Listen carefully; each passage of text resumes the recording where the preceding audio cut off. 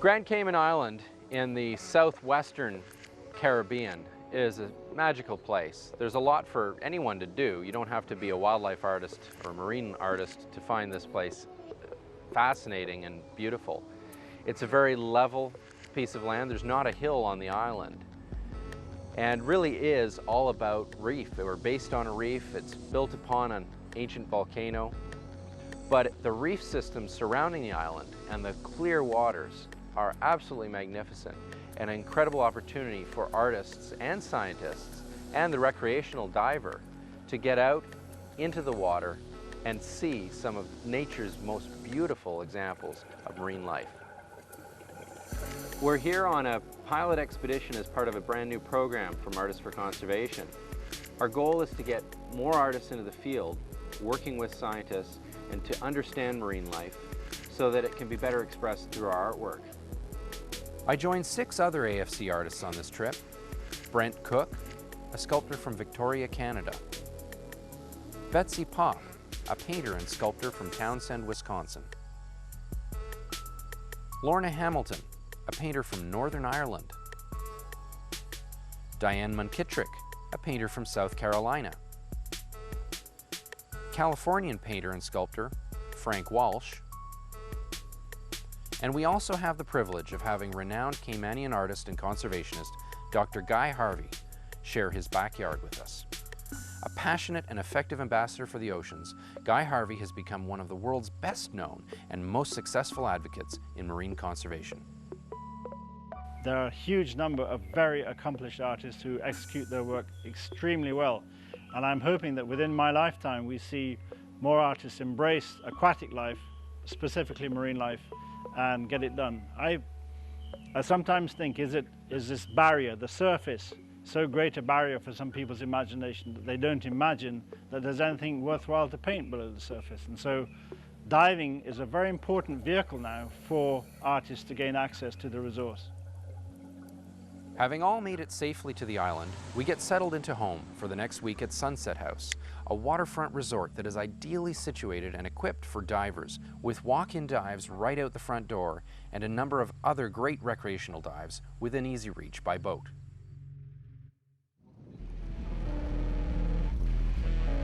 After a quick refresher dive, we load up our gear and head out for the first real dive of the trip.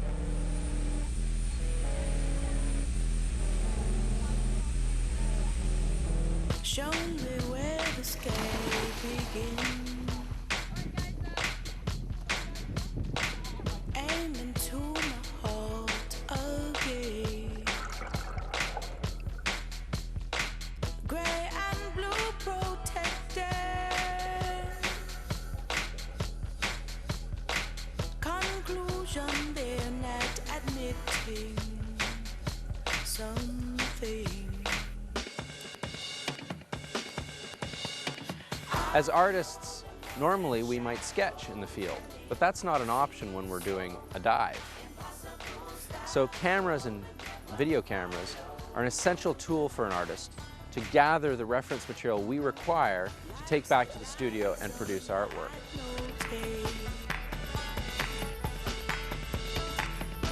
About halfway through the dive, I hear this woo, woo, woo. I turn around, guy points out, there's a turtle swimming. Today's turtle showed up exactly on cue. We were about to head back. It was in the second part of the dive. And of course, hawksbills are very, very lazy and cool. They kind of got a Bahama mama look about them. They just Cadillac along. Oh, hello, Mr. Diver. Another diver, hello. I'm after the sponge here, so excuse me. And he goes and does his thing, and he pays no attention to you. And we have a fantastic time for about 5 minutes. Just watching him chew and having a chance to admire all the colors in his shell, the pattern, the sort of scales on his four flippers, the beautiful eye they have, and of course that wickedly sharp beak that they used to excavate the sponge. But it couldn't have been a better situation for the artist to see a hawksbill turtle doing what they do, which is to eat sponges.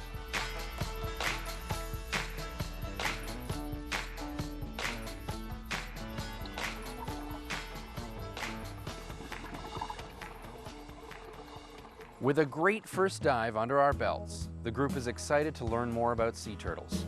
And so we're off to Cayman Turtle Farm, one of the best places in the world to get up close and personal with these charismatic animals.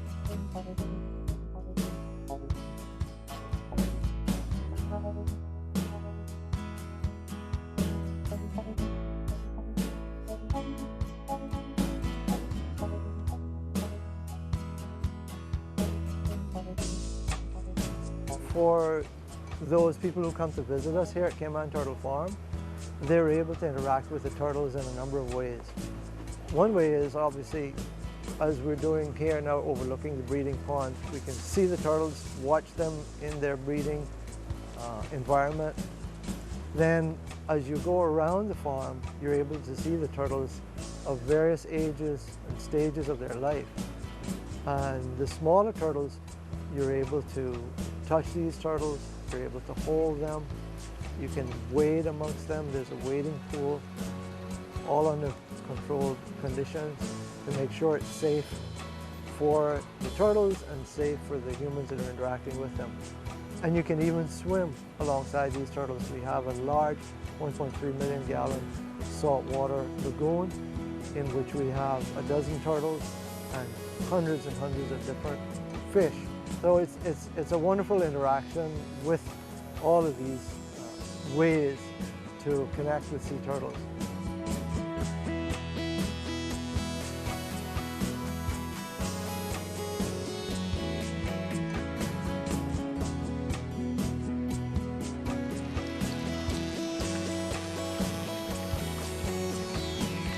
Look at the patterns on this shell. And what's incredible is we've seen the full age range of turtles here. The young ones really have these beautiful, bold, bright patterns. They're very quick and lively. As like many of us, as we get a little bit older, a little less shiny, a little less quick. What an amazing looking creature.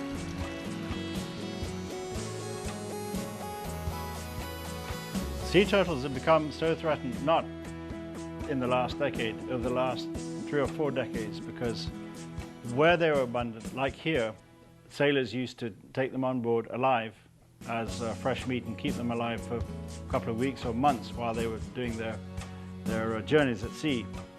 And so this area became famous for people coming along to get food to last them through their journey. And of course, in those days, nobody ever thought about conservation. There was overabundance of everything, apparently, and they just took what they saw. And little did we know that when you take an animal that is a long-lived, slow-growing animal, like all turtles are, that they cannot reproduce fast enough to accommodate that level of exploitation. And so the population will crash. And the same thing has happened to sharks in a more recent time. Over the years, we have released over 31,000 turtles from Cayman Turtle Farm into the wild. Another aspect of our conservation is the amount of research that goes on here. Some 150 scientific papers have either been presented or published as a result of work done here in collaboration with Cayman Turtle Farm. And that's increased the body of knowledge for scientists around the world.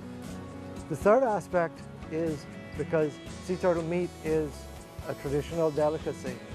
It's one of the cultural traditions that still exists in the Cayman Islands. And this is what Cayman Turtle Farm is able to satisfy, thereby relieving pressure on the wild stock. Despite its successes, the turtle farm remains controversial, in large part due to concerns that their model is too costly and serves to perpetuate demand for sea turtle meat.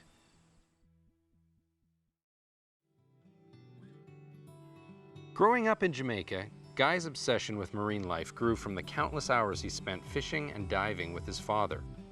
It was then that Guy began drawing pictures of the fish he observed.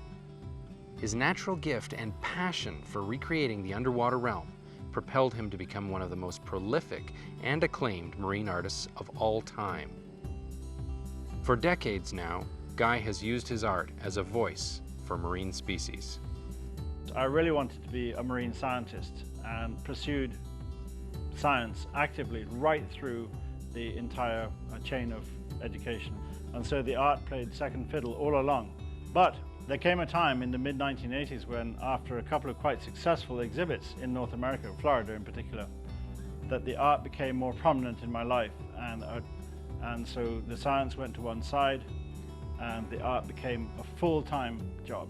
And we worked really hard for the next 10 years, when I say we, the company based in Florida, to build up an inventory of art that people could use on apparel primarily, but also for different art shows. I was having 6 different big shows a year in North America. A lot of work, a lot of travel time. The conservation work came into the fore because I always wanted to maintain contact with the scientific community, with academia.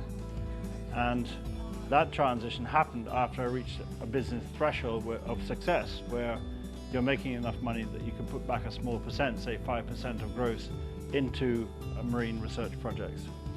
So how did we do this? We linked up with Nova Southeastern University in Fort Lauderdale, because they had a very good marine science program, and that was 14 years ago.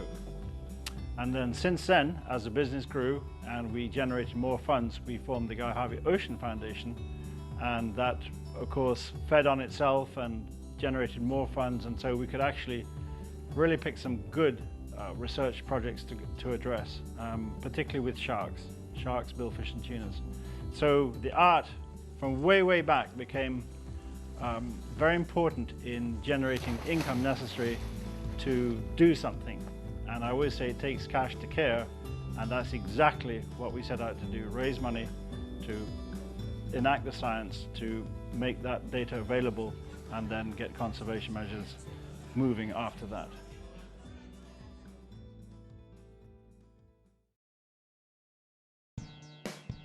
With a great dive behind us, Guy takes our team out once again, this time to search for red lionfish, a beautiful but invasive species native to the Pacific Ocean, which is now causing havoc on the reefs after being introduced to the Atlantic. They came to the Western Atlantic through the aquarium trade, through South Florida mostly, and they escaped over periods of years, either through growing too big for people's tanks, being liberated into canals and so on.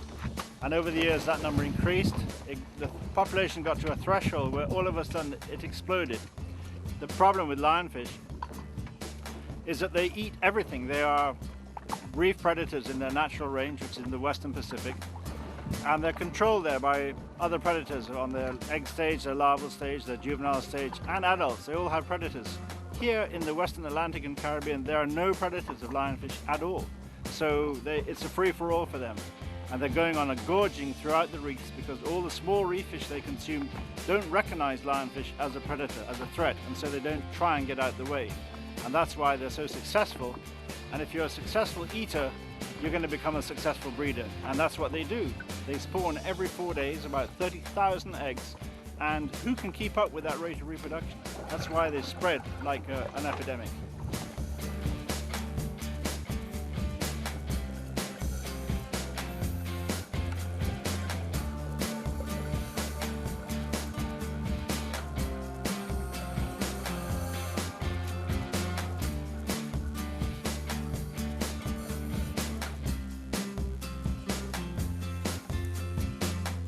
I spotted a lionfish under a piece of overhanging coral.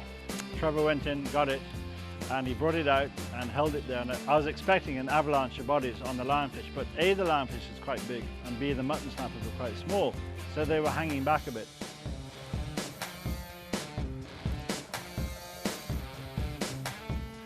So he was playing with it and put it on the sand, and nothing came to take it, and we left it there, and we expecting a moray eel or something to come and take care of business.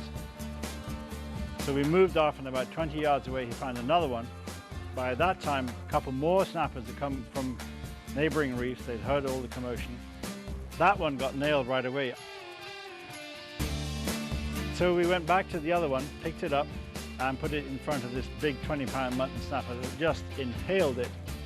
Mutton snappers have big canine teeth, and they can really tear stuff apart. So he grabbed it by the head, shook it violently, ripped the head off, and then everybody else piled it, and that's what happened, and there was nothing left.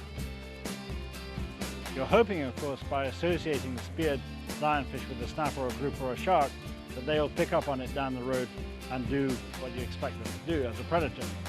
So it's going to take time for that to happen.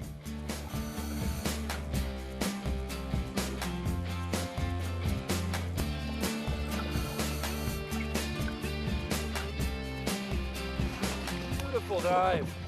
Jesus, I guess if a guy has to go diving, that's all right.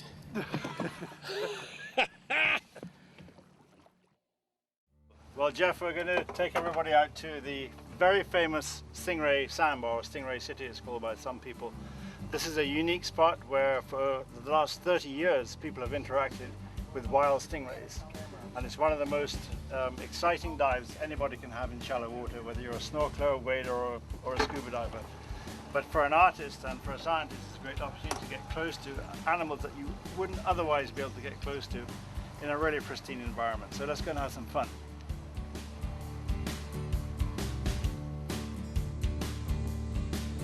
The key thing is just enjoy them and look at them from an artistic perspective. And when the sun comes out, you've got the beautiful effect of light on sand and shallow water, and they are a wonderful design. Nature's ultimate shallow water predator, and they're very good at what they do, and just to appreciate them is what we're here for. So we got as long as you want. It's the only thing we don't want to do is step on them. That's one of the things that we're only supposed to go in with bare feet, so we can feel them if we do. So it's a no-no to have any kind of footwear out here. But this is like merging on a freeway. We've got all sorts of them under the boat and passing the boat. And so entry is a bit tricky. I'm one of the last ones in. This is incredible.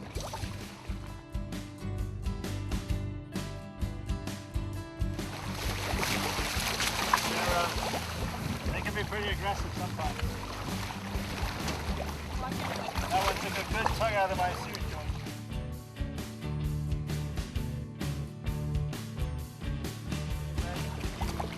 This is just absolutely unbelievable to see these animals in the wild like this.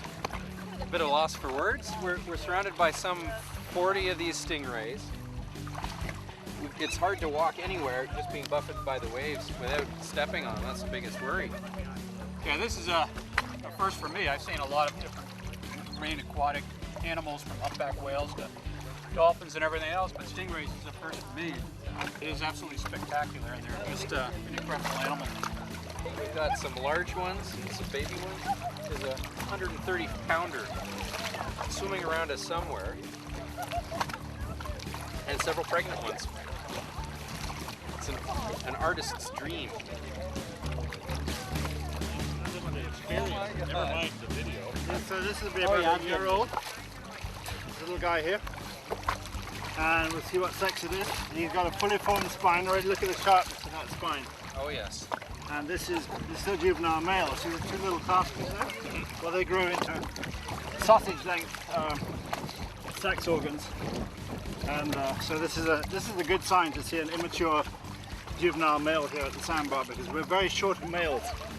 In our last census, we only found 5 out of 61 animals were males. And if you're looking at sustainability, you need a better sex ratio than that.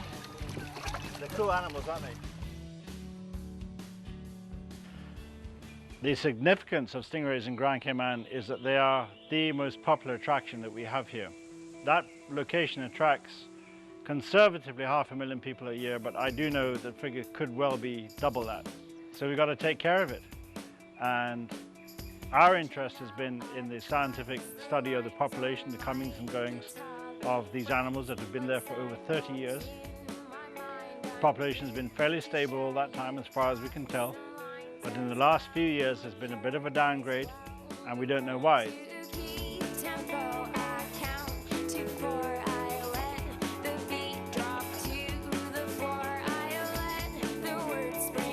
There are a couple other ways the population can be reduced. One is by natural predation, but there are very few large sharks around capable of taking care of a big 100-pound stingray. There's disease. There's of course just natural migration away from the site. Why would you if you're getting a free handout every day? So not likely to happen. And the last consideration is sabotage. So why would you want to take a ray? Well, put a dollar value onto them and you'll find out why. Because those animals generate anywhere from $500,000 to $1 million a year per animal, based on the number of visitors. And you're not even counting the associated expenditure of those visitors. So their value is just enormous to this country. And up to now, they have not enjoyed any form of protection. So that was a push in July last year when we found out about the incidents of sabotage. There was clear evidence, and we took that information to the Department of Environment. And together with a number of other concerned organizations, we pushed the Minister of the Environment to get them legally protected. And that process has taken 9 months. It's nearly at an end, but we're expecting an announcement any day to say that these animals, not only the southern stingray, but all rays, are protected in the Cayman Islands. From an artistic point of view, the shapes that they actually form they're like flying through the water, and they're constantly making different shapes and interacting with each other. And that, as an artist, is actually quite exciting. Just an awesome experience to have the stingrays all around you. Kind of remind me of cats, the way they rub up against your legs and are really quite friendly creatures. So I'll be working on stingrays when I return. I'm looking forward to that. I've actually never had an opportunity in all the years of diving and painting to actually interact with these stingrays, and it was quite an experience. You know, with all the different creatures, there's a real beauty in their line, a grace in their movement in the water. I can't imagine that anybody going away with that experience wouldn't just talk about it forever. Guess what I got to do? And now I get to do that. Guess what I got to do? I got to swim with stingrays.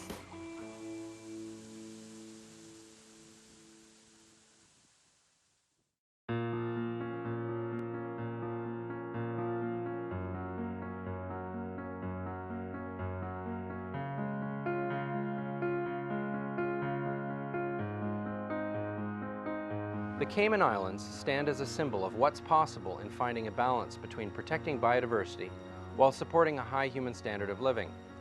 Dr. Guy Harvey has been a role model in using his passion and talent as an artist to bring about positive change. Art can be a powerful voice for species that can't speak for themselves. We can all make a difference by changing our values towards respecting and appreciating all life on Earth, informing ourselves about our personal impact, and embracing the beauty in nature that surrounds us. If you'd like to support the Guy Harvey Ocean Foundation, visit guyharvey.com. If you'd like to find out more about Artists for Conservation and support its art and conservation initiatives, visit artistsforconservation.org.